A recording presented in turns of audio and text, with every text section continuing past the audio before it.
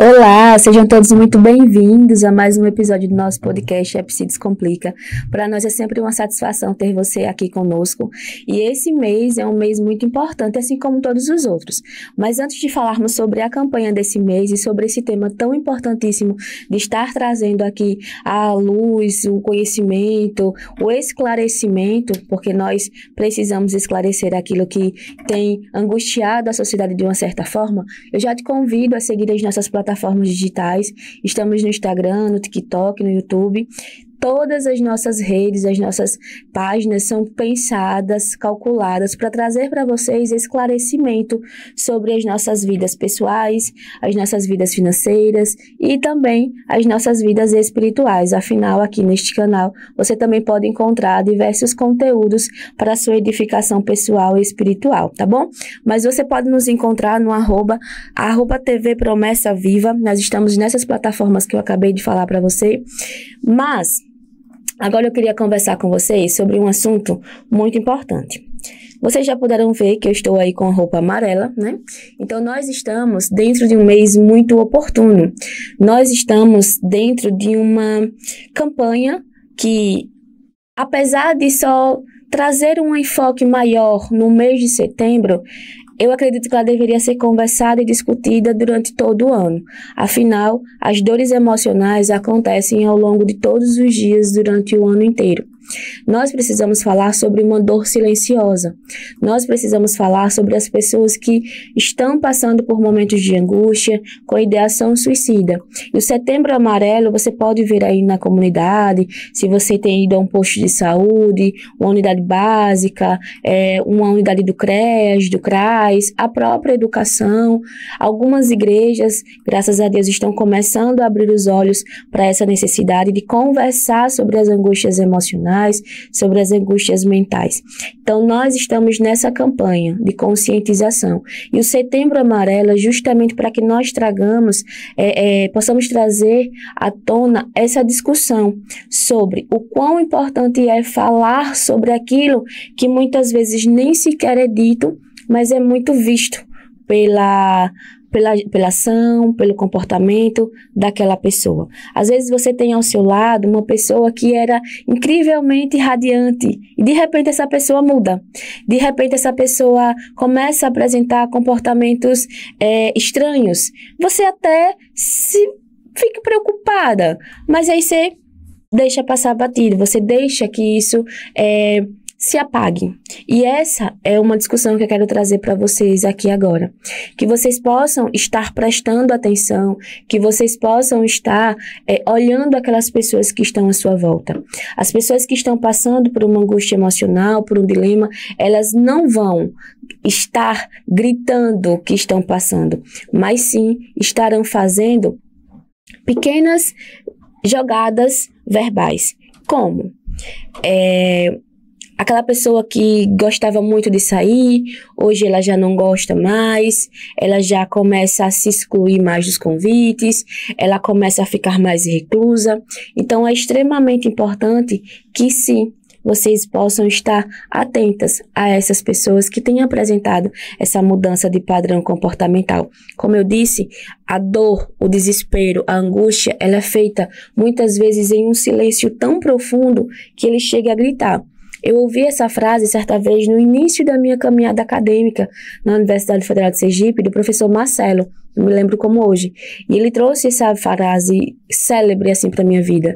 O silêncio, o seu silêncio é um silêncio que grita. E isso ficou reverberando na minha mente por muitos anos.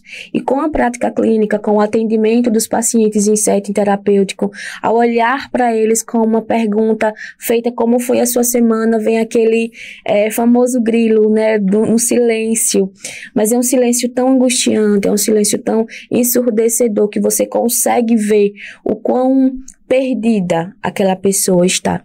E quando nós falamos sobre essa questão do suicídio, é justamente para conscientizarmos que precisamos falar.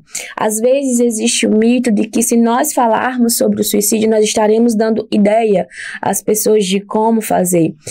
Hoje, Se você procura informações ali nas redes sociais, se uma pessoa chegou a cometer ou não suicídio, às vezes você encontra, fulano deixou uma carta, deixou um bilhete, e isso é guardado a 7 chaves, como se aquela demonstração fosse algo que incentivasse as pessoas. E aí eu quero trazer essa discussão para vocês.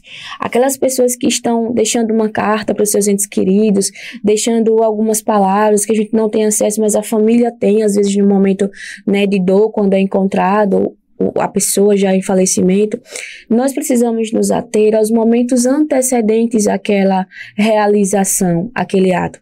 Nós precisamos nos ater às coisas que foram ditas antes, aos comportamentos demonstrados, feitos, às ações realizadas. Uma pessoa em um estado de angústia, ela pode estar do seu lado, radiante, feliz, mas no fundo ela está processando uma grande angústia. No fundo ela está sem saber como lidar com aquele ambiente, muitas vezes. Está em meio a muitas pessoas, pessoas conhecidas, pessoas do seu convívio, mas ela sente uma solidão muito profunda que ela não consegue nem sequer dizer por que está se sentindo daquele jeito. E às vezes, quando essa pessoa chega a dizer por que está assim, ela infelizmente ouve algumas frases agressivas, ouve algumas diminuições da importância daquilo que ela está falando.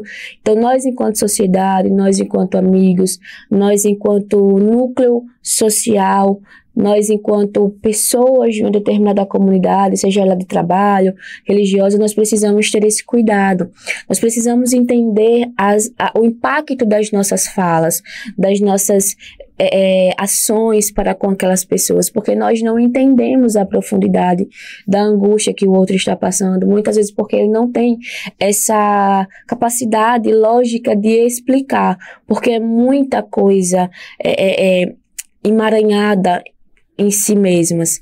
Então a gente precisa ter essa lógica racional, essa observação de olhar o outro, de perceber quais foram as mudanças de comportamento, quais foram as atitudes que aquela pessoa começa a apresentar, quais são as falas, quais são os risos desconfortáveis. Antes de vir para cá gravar para vocês, eu estava vendo um vídeo de uma cerimonialista ensinando como a noiva deve entrar na igreja. E aí, durante a explicação do que ela trazia, ela trouxe uma frase que me chamou muita atenção. Não foi a explicação do como entrar segurando o buquê, mas de como posicionar a língua para que não fique com papada nas fotos. E aí quem faz fotografia entende muito bem o que eu estou falando, ou quem já fez algum ensaio fotográfico. Os truques para que a foto fique mais imponente e mais elegante. E uma coisa que ela disse assim para a noiva que estava entrando, né? O seu sorriso vai ser falso. Aquilo me chocou, mas depois ela explicou. Não é que o seu sorriso vai ser falso, que você não está feliz. É que você está segurando o choro.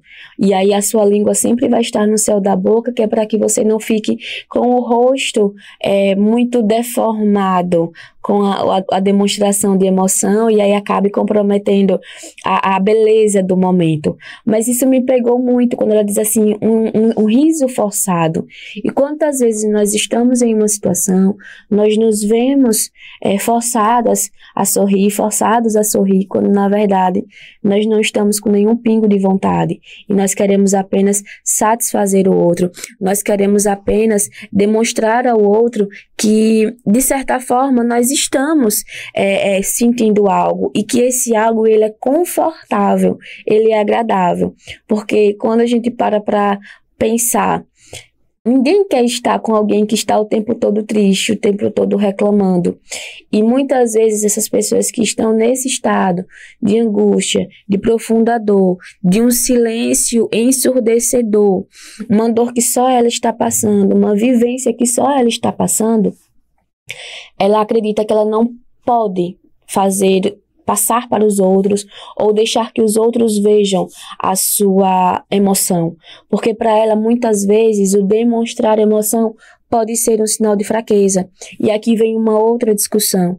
Nós temos diversas campanhas que versam sobre essa necessidade de estar demonstrando aquilo que nós sentimos, aquilo que nós pensamos. Nós temos o Janeiro Branco, nós temos o Setembro Amarelo e outras campanhas aí. Passamos agora no Agosto Lilás, que trabalha sobre a campanha de conscientização para erradicar, para terminar, acabar de uma vez por todas com as diversas violências que a mulher sofre.